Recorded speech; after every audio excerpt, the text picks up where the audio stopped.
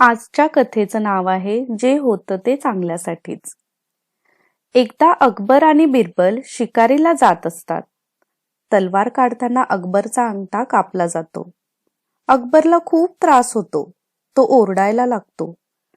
तो शिपायांना वैद्य घेऊन या म्हणून म्हणून शहरात पाठवतो. तेवढ्यात बिरबल त्याच्या जवळ जातो आणि म्हणतो, महाराज शांत व्हा, जे होतं ते चांगल्यासाठीच होतं. अकबरला राग येतो.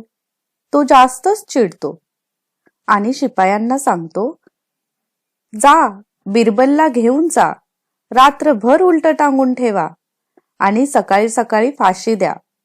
सर्व शिपाई तिथून निघून जातात. अकबर एकटाच जंगलात असतो. तो एकटाच पुढे शिकार करायला जातो. पुढे काही आदिवासी त्याला पकडून घेऊन जातात आणि त्याला डांबून ठेवतात. अकबरची बळी ते देणार असतात. त्यासाठीचा विधी करण्यात सगळे आदिवासी मग्न होतात. तितक्यात एक आदिवासीची नजर अकबरच्या तुटलेल्या अंगठ्याकडे जाते व तो ओरडून सर्वांना सांगतो, हा अशुद्ध आहे. आपण याची बळी नाही देऊ शकत. याचा तर अंगठा तुटलेला आहे. आदिवासी अकबरला सोडून देतात आणि त्याला बिरबलचं बोलणं आठवतं. जे होतं ते चांगल्यासाठीच होतं. तो धावत पळत त्याच्या महलात येतो. बिरबलला फाशी होणारच असते. तितक्यात तो तिथे जाऊन बिरबलला घट्ट मिठी मारतो आणि सर्व हकीकत सांगतो आणि म्हणतो, मला माफ कर. तुझ्यामुळे मी वाचलो आणि बघ माझ्यामुळे तुझी काय हालत झालीये. बिरबल हसतो आणि म्हणतो, नाही महाराज, जे होतं ते चांगल्यासाठीच होतं. अकबर स्तब्ध होतो आणि विचारतो, असं कसं? तुला तर माझ्यामुळे खूप त्रास झाला.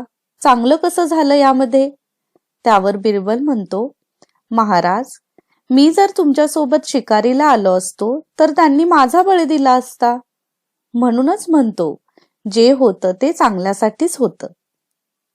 याचं तात्पर्य असं आहे की मित्रांनो, आयुष्यात असे खूप क्षण येतील जेव्हा तुम्ही खूप कचून जाणार.